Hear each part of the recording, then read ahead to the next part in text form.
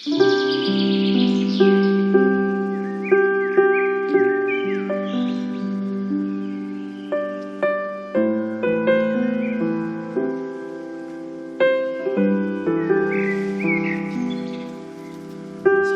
바울의 이제 선교 여행이 크게 이제 3차로 구분이 되고 있습니다. 그래서 1차는 지금은 이제 튀르키예 땅인데 그걸 이제 성경에 보면 아시아 지역이라고 이렇게 나와 있습니다. 그 아시아 지역을 한 2년 정도 돌면서 교회를 개척한 게 1차 선교 여행입니다. 그리고 한 1년쯤 후에 2차 선교 여행을 떠나게 되었는데요. 2차 선교 여행에는 아시아를 넘어서 유럽까지 이제 바울이 이제 복음을 들고 들어가게 되었죠. 그래서 약 한 4년 정도를 2차 선교 여행을 하게 됩니다. 2차 선교 여행이 끝나고 나서 잠시 이제 자신을 파송한 안디옥 교회에 와서 있다가 곧바로 이제 3차 선교 여행으로 나가게 되었는데 3차 때는 이제 특별히 에베소라고 하는 터키의 이제 에베소라는 그 지역에 한 3년 정도를 머무르면서 성도들을 가르치고 양육을 하고 그 교회를 든든하게 세우다가 자기가 이제 주로 전도했던 그 교회들을 쭉 돌아보면서 그 지도자들을 세우고 자 이렇게 하는데 또 한 6년 정도가 걸리게 됩니다. 그러니까 바울의 선교 1차, 2차, 3차 요 기간을 다 따져보면은 무려 한 20년 정도를 전 세계를 돌아다니면서 교회를 개척을 하고 선교를 한 정말 교회사에서 바울과 같은 사람이 더 이상 찾을 수 없을 정도의 그 열심으로 이루어내게 되었죠. 자, 그리고 나서 이제 3차 선교여행을 마치고 나서요. 오늘 21장에서는 예루살렘으로 돌아가는 그런 장면이 나오고 있어요. 예루살렘으로 돌아가게 될 때 그 분위기가 굉장히 좋지가 않았다라는 것을 바울도 알았고 사람들도 다 알고 있었어요. 그래서 거기에 가게 되면 바울이 지금 굉장히 위험해지니까 성령께서 사람들을 보내가지고 지금 유대인들이 잔뜩 벼르고 있으니까 지금 들어가면 안 된다. 자, 이런 식으로 이제 계속 말씀을 했어요. 자, 그럼에도 불구하고 바울은 거듭거듭 그 만류에도 불구하고 때로는 성령께서 바울이 있는 곳에 선지자를 보내가지고 당신 들어가면 지금 이렇게 묶여서 꼼짝도 못하고 아무것도 못해. 그렇게 이제 어떻게 보면 그냥 시각적으로 다 보여주면서 그렇게까지 만류를 했는데도 바울은 뭐라고 이야기를 하냐면 21장 13절에 보면 바울이 대답하되 여러분이 어찌하여 울어 내 마음을 상하게 하느냐. 나는 주 예수의 이름을 위하여 결박당할 뿐 아니라 예루살렘에서 죽을 것도 각오하였노라. 이렇게 이야기를 합니다. 그러니까 예루살렘에 지금 바울이 들어가는 그런 마음은 진짜 죽을 각오를 하고 들어간 거예요. 죽을 것도 각오를 하고 들어간 거예요.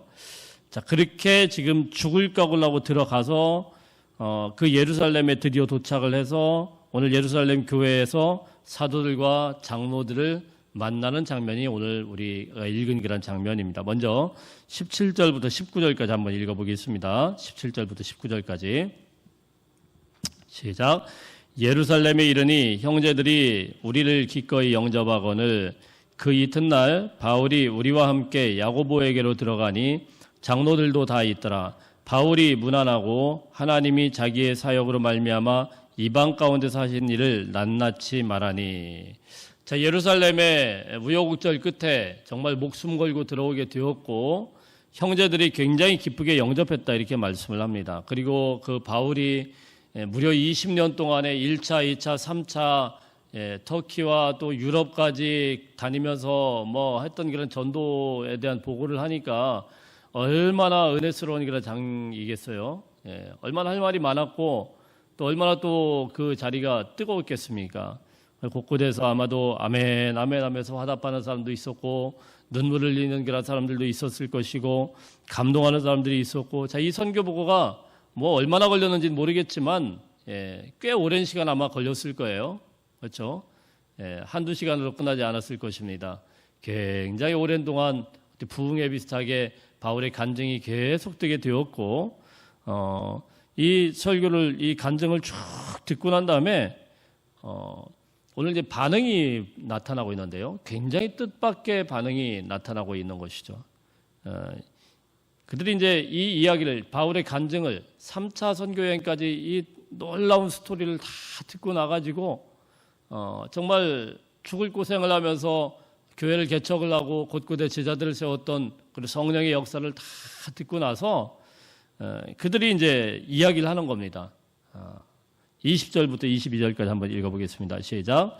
그들이 듣고 하나님께 영광을 돌리고 바울더러 이르되 형제여 그대도 보는 바에 유대인 중에 믿는 자 수만 명이 있으니 다 율법의 열성을 가진 자라 내가 이방에 있는 모든 유대인을 가르치되 모세를 배반하고 아들들에게 할례를 행하지 말고 또 관습을 지키지 말라 한다함을 그들이 들었도다.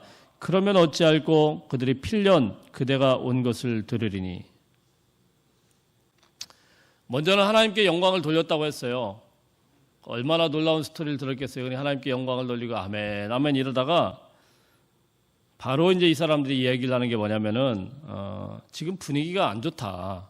수만 명의 유대인들이 모여 있고 그들이 지금 바울 당신을 이방 땅에서 유대인들을 가르칠 때 율법을 다 무시하는 걸로 생각을 하고 그렇게 얘기를 하고 다닌다. 율법에 나오는 그런 관습과 정결법을 다 지키지 않아도 된다고 당신이 막 이야기하고 다녔지 않냐. 막 이러면서 지금 사람들이 굉장히 많이 화가 난 그런 상태다. 뭐 이런 이야기들을 예루살렘 교회 장로들이 바울에게 쭉 들려주는 거예요. 여러분이 바울의 입장이라고 하면 이런 이야기를 쭉 듣고 기분이 좋을까요? 나쁠까요? 좋을까요? 나쁠까요? 저 같으면 굉장히 불쾌하고 나쁠 거예요. 아니 그 분위기를 몰라요? 다 알잖아요 지금. 미리 다 알았어요. 그럼에도 불구하고 그 예루살렘 교회 그 장로들하고 그 사람들 만나기 위해서 목숨 걸고 바울이 왔어요. 왔는데 한다는 소리가 아멘 아멘 해놓고는 지금 분위기 안 좋다. 네가 왜 거기 가가지고 그렇게 이방인들에게 관습과 정결법을 막 지키느니 마느니 막 그렇게 했느냐 막 이런 식으로 얘기하고 그리고는 지금 그래가지고 사람들이 아주 화가 많이 나 있고 나가면 잡힌다 막 이런 이야기를 막 들려주는 거예요. 하나도 도움되지 않는 거. 꼭 이런 사람들이 있어요. 그죠? 우리 주변에 가만히나 있으면 되는데 꼭 이렇게 사람 속을 막 긁어놓고 막 힘들게 하는 그런 사람들. 아니 뭐 모르는 사람이야 뭐 그렇게 툭툭 던질 수 있다지만은 장로들이면은 예루살렘 교회 장로들이라고 하면은 뭐 너무 훤하게 잘 알지 않겠습니까? 바울이 어떤 상황인지 알고 그 이 소문의 출처가 이게 잘못됐는지 제대로 됐는지 이것도 정확하게 알 거 아니에요. 누가 지금 그런 분위기 뭐 다시 듣고 싶어서 지금 이 자리에 온 게 아니잖아요. 그 은혜스러운 자리에서 갑자기 이런 이야기들 쭉 하는 겁니다. 꼭 그런 분들이 뭐라고 얘기합니까? 내가 당신을 아껴서 하는 말인데 이렇게 이야기하죠. 아껴서 하는 말인데 당신 이거 정말 조심해야 된다. 막 이러면서 설명을 하면은 여러분 그런 거 정말 말 조심해야 돼요. 그죠? 우리가 부부들끼리 싸울 때 꼭 그러다가 싸워요. 저도 마찬가지예요. 아껴서 하는 말인데 하면서 사실은 속에 있는 말을 다 하는 거죠. 실제로는 아껴서 한다라는 것보다 좀 정신 좀 차려라 막 이런 식으로 추궁을 하다 보니까 자 그러면 막 이야기를 하는 거예요. 이 장로들이니까 좀 어른들이겠죠. 어른들이니까 야 사실 네가 좀 잘못한 것도 있는 것 같다 막 이러면서 말하는 거 아니겠습니까? 왜 이방인 사회에 가가지고 그들에게 막 율법을 지키느니 안 지키느니 뭐 할례를 받아야 되느니 안 받아야 되느니 막 이런 말들을 해가지고 왜 그렇게 긁어 부스럼을 만들어냈냐? 내가 가만 보니까 당신 당신 사정을 모르는 건 아닌데, 유대인들 말이 하나 틀린 게 없다. 막 이런 식으로 이야기를 하는 거예요. 예. 당신 말을 들어보면 일리가 있고, 유대인들 말도 들어보면 일리가 있고, 그러면 자기가 마치 무슨 조정자나 중재자나 된 것처럼, 뭐 하나님의 뜻을 자기 혼자만 다 아는 것처럼 막 이렇게 이야기를 하는 것이죠. 굉장히 얄미운 사람들이에요. 굉장히 얄미운 사람들이 우리를 불편하게 만드는 사람이에요. 우리가 흔히 살다 보면 그런 분들 계시죠. 그죠? 내가 당신 사정 모르는 거 아닌데 그러면서 막 줄줄이 이야기를 하는데 그냥 차라리 그냥 가만히 있고 손이라도 붙잡아주고 얼마나 힘들어 이렇게 하면 될 텐데 굳이 그냥 그걸 들춰내가지고 상처를 막 들춰내가지고 그걸 막 다 알아야 된다는 식으로 이야기를 하고 막 이렇게 말을 하는 것이죠. 아니 여러분, 교회의 장로들이라고 하면은 바울의 선교를 조금이라도 이해하는 사람이라고 하면은 이런 말이 퍼지고 있을 때, 이런 잘못된 말이 막 퍼지고 있을 때 이거를 똑바로 잡아야 되는 것 아니겠습니까? 바로 잡는 것이 그들의 사명 아니겠어요? 사실 이렇게 막 막무가내로 이런 말들이 막 퍼지게 되었을 때 이것이 그냥 너도 나도 막 이렇게 하면서 잔뜩 퍼지게 되면은 그게 누구의 책임도 있는 겁니까? 교회 지도자들의 책임도 있는 거예요. 퍼질 때 그걸 막았어야죠. 아니다. 지금 바울 선생님이 나가서 정말 목숨 걸고 선교를 하고 있는데 당신들 그렇게 말 조심해라. 그런 말 함부로 퍼치면 안 된다. 이렇게 하면서 지도해야 되는 사람들이 그 말을 그대로 옮겨가면서 지금 굉장히 분위기가 아주 안 좋다. 뭐 이런 이야기를 막 하고 있는 거예요. 여러분, 사실 이방인에 관한 이런 규례는요, 이방인에 관해서 이렇게 해야 된다라는 거는 진작 끝난 이야기입니다. 사도행전 읽어보시면 아시겠지만 사도 베드로가 사도행전 9장에서 고넬료의 가정에 들어가면서 거기에서 주의 성령께서 먹지 못하는 음식을 막 먹게 하셨어요. 그리고 그 이방인의 그 곳에 가가지고 환상 중에 그런 환상을 보고 이방인의 그 가정에 가서 안수하고 기도를 했더니 그들이 다 성령 충만한 것을 보고는 이방인에게도 주의 성령이 똑같이 임하는구나. 그래서 그대로 세례를 줬어요. 베드로도. 그리고 와가지고 예루살렘 교회로 와서 다 보고를 합니다. 이방인도 우리와 똑같더라.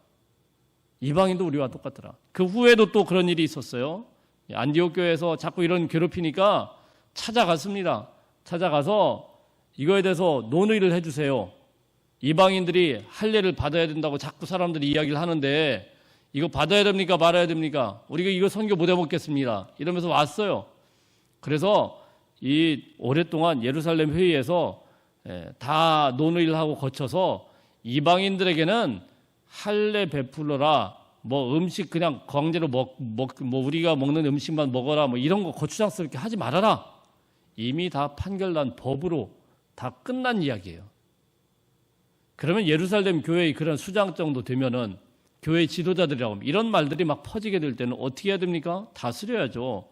잘못된 거야. 당신들이 잘못 생각한 거야. 이건 이미 다 판결난 법이고 이미 이방인들을 선교할 때는 그거 다 허용하도록 우리가 한 거야. 이렇게 하면서 변호를 해야 되는 사람들이 지금 와가지고 사도 바울에게 막 이야기를 하는 겁니다. 선교지에서 정말 목숨 걸고 선교하면서 얼마나 어려움이 많았겠습니까? 그리고 이 예루살렘으로 오지 말라라는 성령의 그 간곡한 그런 부탁을 다 무릅쓰고 선지자들의 만류를 다 무릅쓰고 그리고 제자들이 정말 울면서 막 당신 가면은 지금 안 됩니다. 그렇게 만류를 했는데 그거 다 무릅쓰고 왔는데 정작 예루살렘 교회에서 이 사람들이 이런 식으로 이야기를 하는 거예요.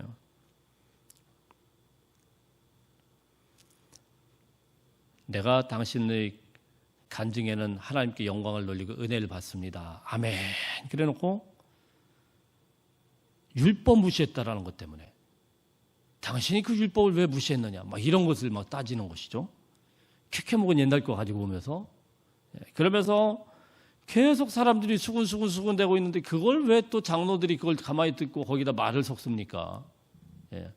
장로들 그러니까 우리 교회 장로님들 얘기하는 게 아닙니다. 여기 있는 이 장로들 거기에 왜 말을 섞어요? 그리고 왜 말을 못해요? 교회 대표라는 사람들이 그리고 와가지고 아무런 조치도 취하지 않고 와가지고 막 이 사도 바울을 더 힘들게 만드는 것이죠. 어떻게 예루살렘 교회가 이렇게 되었을까? 예루살렘 교회가 본래 이런 교회는 아니었습니다. 처음에 성령께서 예루살렘에 임하고 예루살렘의 첫 번째 교회가 생겼을 때 그때의 교회의 모습 사도행전 처음에 2장 4장 그런 데 말씀을 보면 어때요? 그 교회에는 정말 천국과 같았어요. 이방인들이나 유태인이나 남자나 여자나 할례자나 무할례자나 누구에게나 주님의 복음이 동일했고요. 네 거 내 거 없이 그냥 공동 재산을 형성하고 모일 때나 흩어질 때나 그리고 같이 먹고 따누고 떼고 그렇게 서로 기도해주고, 자, 이런 아름다운 그런 공동체 아니었습니까? 오로지 사도들의 가르침을 받아서 기도하기를 힘쓰는 그런 공동체. 예. 각 사람의 필요를 따라서 자기의 재산을 다 통용을 하고 같이 나누는 그런 공동체. 정말 천국과 같은 공동체였는데 이 교회가요, 이렇게 순수한 교회가 한 20년 만에 이상하게 돼버렸어요. 아주 이상하게 됐어요. 율법 가지고 따지면서 너 왜 이방인한테 그렇게 하느냐 막 이렇게 막 따지면서. 왜 예루살렘 교회가 이렇게 변질이 되었을까요? 왜 예루살렘 교회가 이렇게 엉망진창이 되어버렸을까요? 사랑하는 성도 여러분, 교회가요, 은혜가 많으면 이렇게 사람들이 이상한 법 가지고 막 따져요. 정말 말도 안 되는 법을 가지고 자꾸 따지고 사람을 힘들게 만들어요. 이미 그거는 성경도 아니고요, 아무것도 아니에요. 이미 정한 것이고 하나님의 성령에 따라 다 정한 법이 있는데 그걸 위법해가지고 엉뚱한 것들로 자꾸 사람들 힘들게 만들어요. 힘들게 만들고 어렵게 만들어요. 그게 오늘 이 예루살렘 교회의 모습인 거예요. 자꾸 엉뚱한 소문들만 퍼집니다. 뭐 그랬다더라 뭐 이런 것들만 쫙 퍼지는 거예요. 여러분, 소문은 소문이에요. 사실 확인이 된 게 아무것도 없습니다. 사실 21절 말씀에 보면은 바울이 모세를 배반하고 할례를 행하지 말고 율법도 지키지 말라고 했다라고 이야기하는데 이거 다 들린 소문이죠. 실제로 바울이 그렇게 이야기하고 다니지 않았습니다. 율법 지키지 말라고 이야기하지 않았어요. 자신은 철저하게 율법을 지키는 사람이었어요. 그거 하지 말라고 다닌 적이 없어요. 그냥 소문이 그렇게 들리는 거예요. 그런 거 같더라. 뭐 카더라 통신이라고 하잖아요. 하더라. 뭐 이러면서 계속 그런 이야기를 하고 다니는데 소문과 오해 막 이런 것들이 막 난무하고 막 다니면서 이것 때문에 사람이 흥분을 하는 거예요. 막 화를 내는 거예요. 우리가 참 신앙생활하면서 왜 화를 내는지 가만 보면은요, 예수의 복음 때문에 이 복음이 정말 제대로 전해지지 않고 주님의 말씀이 말씀대로 행해지지 않고 이런 것 때문에 우리가 격분을 하고 화를 내야 되고 그리고 나가서 이 복음을 가지고 싸워야 되는데 우리가 화내고 싸우는 거는 대부분 그런 게 아니더라는 거예요. 은혜가 많을 때의 특징이 그래요. 엉뚱한 거 가지고 화를 내요. 정말 엉뚱한 걸로. 그러면서 바울이 도착하기만을 벼르고 기다리는 거예요. 이 분위기가 얼마나 살벌했는지 바울이 예루살렘에 가기 전에 로마서 보면 로마에 있는 성도들에게 쓴 편지가 로마서예요. 예루살렘 여기에 지금 도착하기 전에 쓴 편지예요. 그 편지 내용을 보면은 로마서 15장 30절부터 31절 거의 막바지에 이런 부탁을 합니다. 로마 교회에게. 제가 읽어보겠습니다. 형제들아, 내가 우리 주 예수 그리스도와 성령의 사랑으로 말미암아 너희를 권하노니 너희 기도에 나와 힘을 같이하여 나를 위하여 하나님께 빌어 나로 유대에서 순종하지 아니하는 자들로부터 건짐을 받게 하고 또 예루살렘에 대하여 내가 섬기는 일이 성도들이 받을 만하게 하고. 자, 이런 기도를 했어요. 이게 무슨 이야기냐면은 기도 제목인데 예루살렘에 대하여서 내가 섬기는 일을 성도들이 좀 받게 해달라, 잘 전달되게 해달라고 기도를 한 거예요. 이게 무슨 이야기냐면은 지금 예루살렘에 사도 바울이 들어가기 위해서 가장 중요한 목적 중에 하나가 있어요. 그게 뭐냐면은 예루살렘이 굉장히 어려워졌습니다. 흉년이라서 굉장히 어려워지니까 이방인 선교를 하면서 그 교회들마다 구제원금을 지금 다 걷어놨어요. 선교비를 다 걷었어요. 돈 들고 예루살렘 교회를 들어가는 거예요. 돈을 전달해 주는데 이 전달되는 이 돈이 그냥 잘 전달되게 해달라는 것을 로마 교회에게 기도 부탁을 했어요. 아니, 돈 주는데 여러분, 아니 돈을 누군가가 들고 와가지고 우리 교회 한번 몇 억씩 갖다 준다고 이런다고 하면은 그걸 뭘 잘 전달해달라고 기도를 해요? 그냥 아멘하고 우리가 받으면 되는 거죠. 안 그래요? 근데 그 정도로 지금 살벌한 거예요, 분위기가.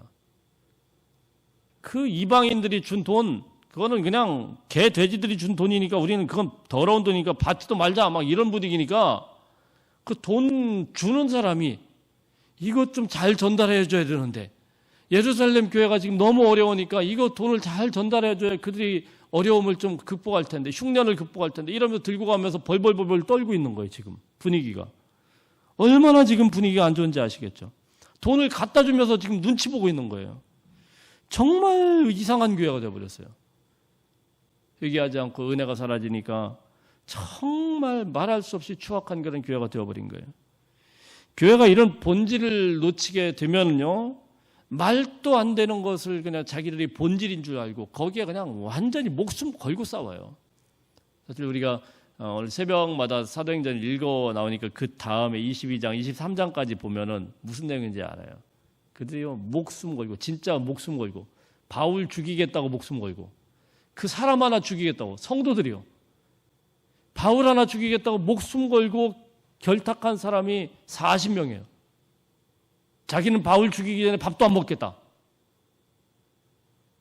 은혜가 떨어지니까 정말 이상한 데 꽂혀가지고 이러는 거예요. 말도 안 되는 거예요. 그게 하나님을 위한 열심인 줄 알아요. 참 안타깝죠. 참 안타까워요. 제가 이제 부교육자 때 이제 이런저런 교회를 이제 뭐 거쳐왔습니다. 그 중에 이제 한 교회 이제 부목사 이제 면접을 보게 되는데 교회에서 면접 볼 때 목사님이 그러셔요. 우리 교회에서는 정말 조심해야 되는 게 하나 있는데 이 천장에 빔 프로젝터가 있는데 저 빔 프로젝터 절대 사용하지 말라는 거예요. 아니 목사님 빔 프로젝터 왜 사용하지 말아요? 그랬더니 그 장로님 중에 한 분이 아주 독특한 분이 있대요. 저 빔 프로젝터가 저게 사탄의 도구라고. 왜냐하면 저것 때문에 사람들이 성경을 안 찾는다고. 물론 그 장로님 말씀이 뭐 틀린 건 아니에요. 일부는 맞아요. 다 핸드폰만 만지작거린다고. 막 그러면서 막 그런데요. 그래서 빔 프로젝터를 사용하는 날 아주 교회가 시끄러워지기 때문에 교육부서에도 절대 사용하지 말래요. 근데 좀 어이가 없잖아요. 아니 그러려면 빔 프로젝터를 왜 사다 놔가지고 여기다 붙여놔가지고 사람들 시험 들게 만들어요. 차라리 그 돈으로 다른 거 쓰면 되지. 안 그렇습니까? 이걸 딱 걸어놓고는 그걸 사용하지 말라고 그렇게 해버리면은 이거 왜 꼭대기에다가 붙여놔가지고 그럽니까? 예, 그래서 제가 그 교회를 갔을까요? 안 갔을까요? 죄송합니다. 라고 안 갔어요.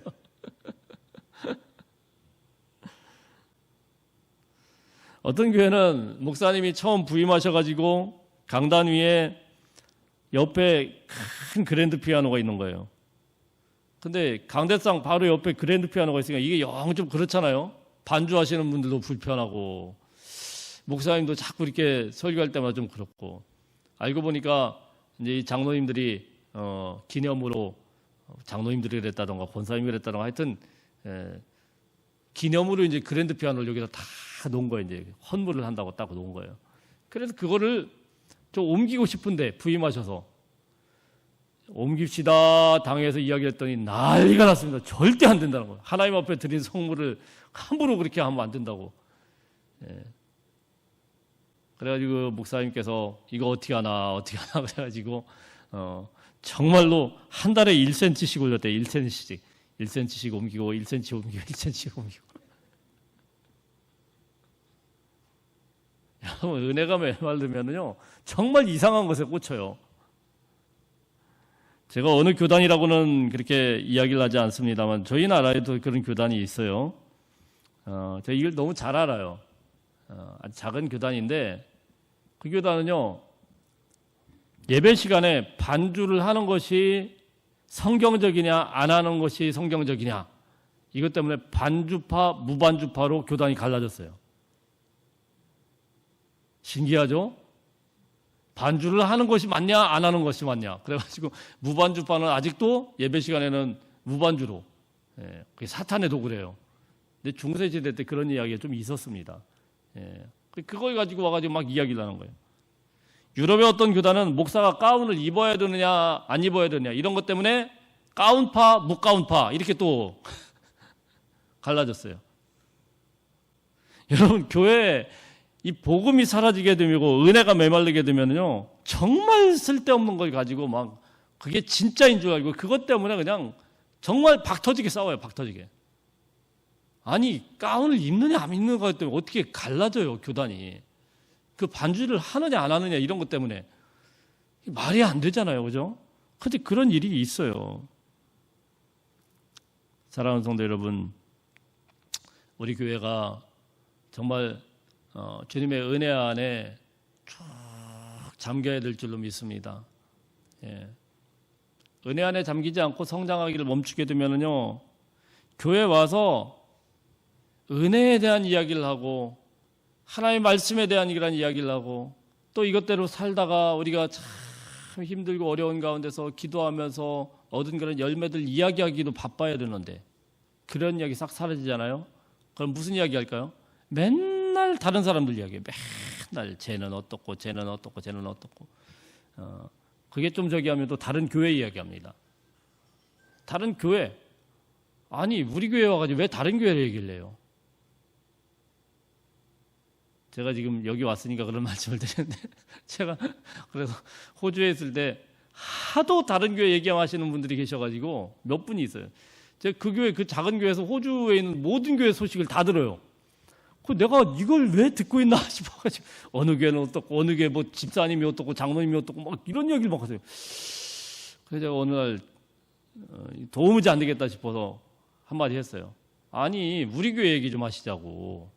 아니, 우리 교회에서 우리 교회 얘기를 해야지. 왜 자꾸 다른 교회를 얘기를 하냐고. 이게 참 안 고쳐져요. 은혜 받은 사람들은, 자기가 정말 은혜 받은 사람들은 자기 얘기를 하게 돼 있어요. 안 그렇습니까, 여러분? 하나님으로부터 요즘 은혜 충만한데 간증거리가 얼마나 넘쳐요. 얼마나 간증이 넘쳐요. 그럼 자기 얘기하기도 바빠요. 자기 간증하기도 바빠요. 내가 이렇게 믿음 생활하고 기도했는데 하나님께서 이런 응답을 주셨더라. 이거 참아져요? 안 참아져요. 안 참아져요. 은혜가 마르니까 정말 엉뚱한 이야기를 하는 거예요. 자꾸 다른 사람 이야기하고 다른 거 자꾸 간섭하고 이렇게 되는 거예요. 예루살렘 교회 은혜가 떨어지니까요, 엉터리 법들을 가지고 와가지고 사람을 잡는 거예요. 쥐잡듯이 잡는 거예요. 그래서 여러분, 우리가 매일매일마다 주님 앞에 겸손하게 기도하며 주님의 은혜를 구할 수 있는 저와 여러분이 되시길 바랍니다.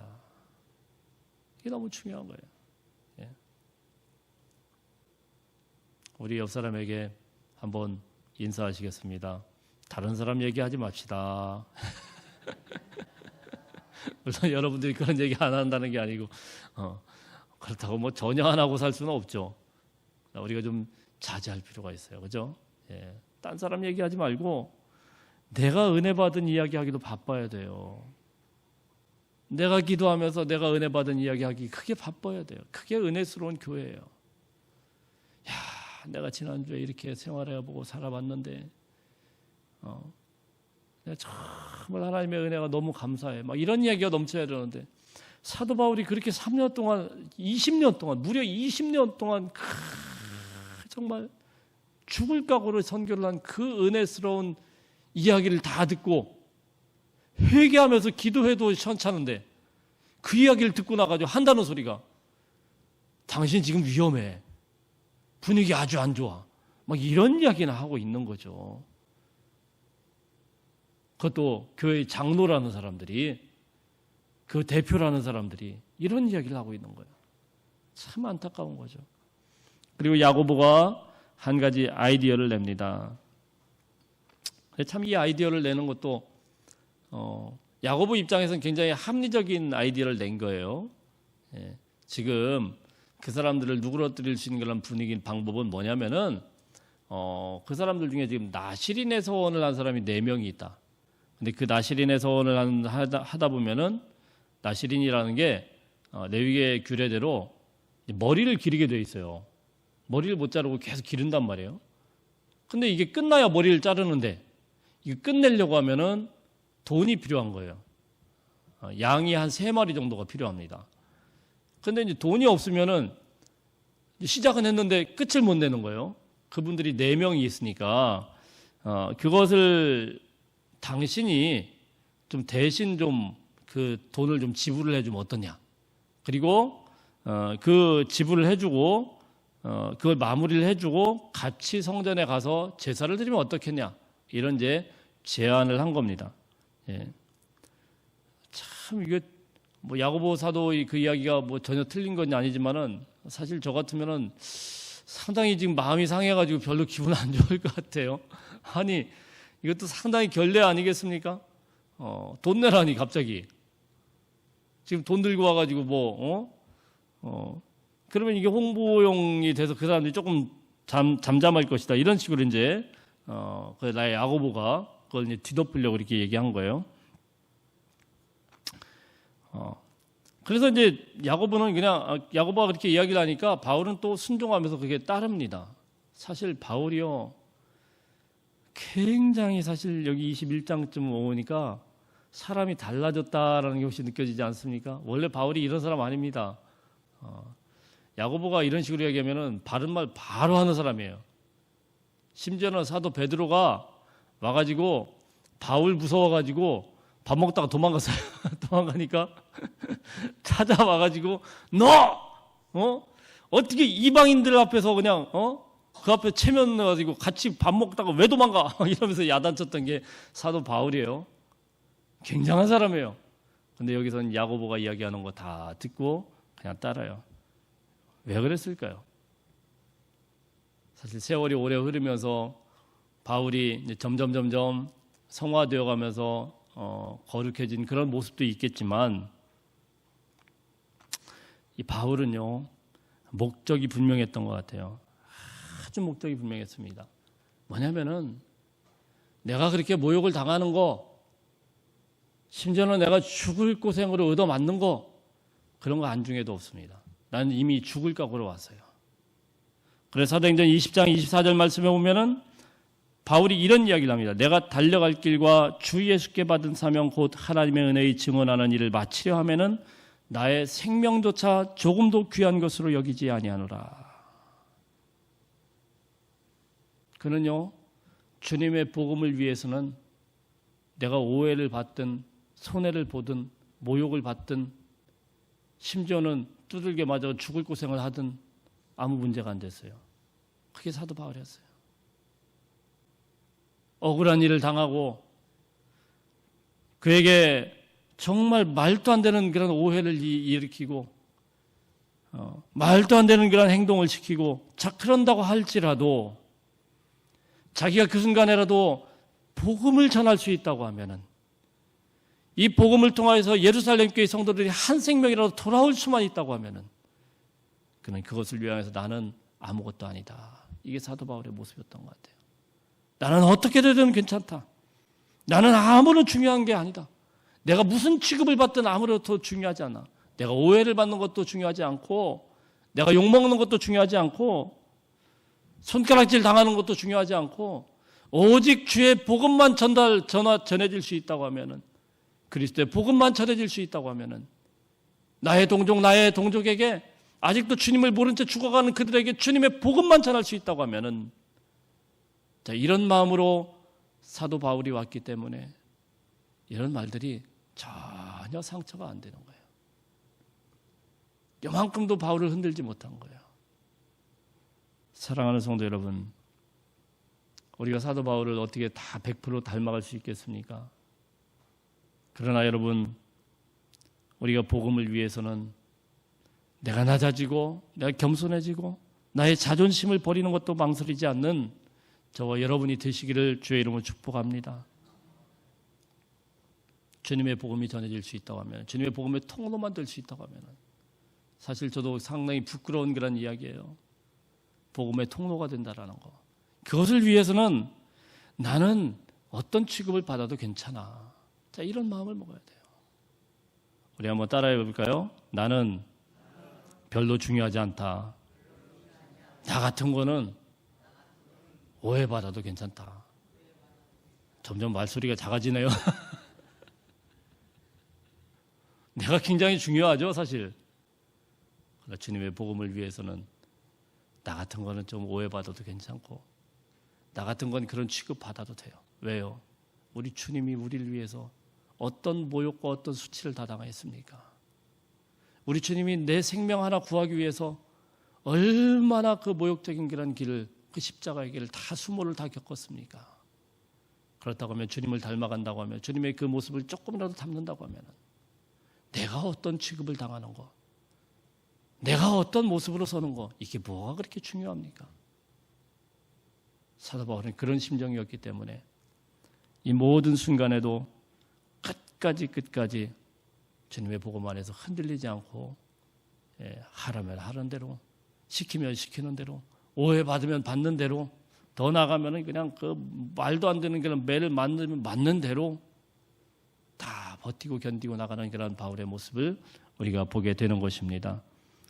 우리 여러분들 가운데 이런 마음이 충만해져서 우리 교회가 정말 은혜롭고 아름답게 세워지는 귀한 교회 되시기를 축복합니다.